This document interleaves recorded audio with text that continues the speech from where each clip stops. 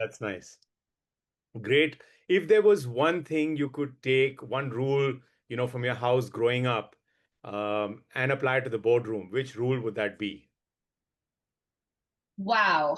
Okay. So I think, I've had a beautiful childhood, and my childhood was filled with, of course, my father was in the Air Force, and so we kept moving around every 2 to 3 years. So we traveled. I've literally lived from Kashmir to Kanyakumari.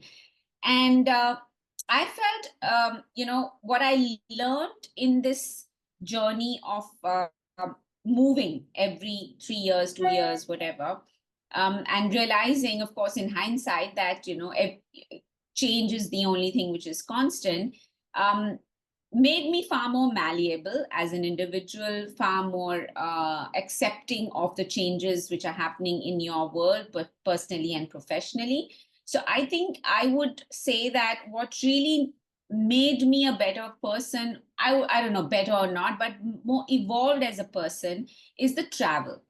Hmm. The fact that I travel the length and breadth of the country, living with different people, culture, food habits, languages.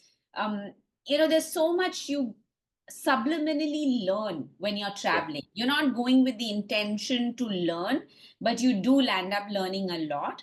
And I think for me, that is one takeaway I feel that most boardrooms sort of lack when you're putting a thought ideas and suggesting strategies without actually experiencing it yourself. Sitting in a glass house and saying that, okay, the world is so beautiful, and okay, let's do this and let's make that. But I think there should be a mandate in the organizations to getting executives to actually go to the grassroots level. If you're talking to a product, if you're creating a product, you're launching a product, launching a channel, what is the kind of content you're creating? Go and talk to that consumer, live like that consumer, be that consumer, then come into a boardroom and say, okay, now let's do this and make this and launch that. So I think to True. me, that experience of travel and learning from the travel was a big thing I'd like to suggest to be added in the boardroom discussions. Amazing. Just want to take a pause. I have two things to say. One is shout out to a friend, Archana Anand, who I think went to 16 schools. I think her dad was also in the army, or someone from the family was in the army, traveled a lot.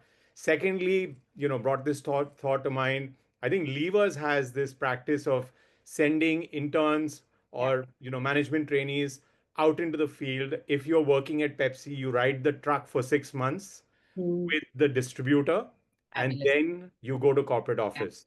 I Yeah. think, A lot of FMCG companies do this, yeah, but that's about it. I think yeah, I don't know how many, say, I don't know how many media companies do this, exactly. for So a example. lot of it is theoretical, and I've seen that myself. I mean, it's all PowerPoint presentations. It's all, like you said, glass houses and theoretical. I mean, and today with Chat GPT, it's become even Yeah, easier for you and to it's all discuss. data today. So It's all data whatever today. data tells you, you believe it, right? Now, Exactly. which is good. I'm not saying that's not, that's not the right thing to do, but it's got to be a combination of a lot of things. Can't be only data, but personal. Nothing can take away from personal experiences. When you actually live it, you go there, live there, consume that product or whatever you're trying to address.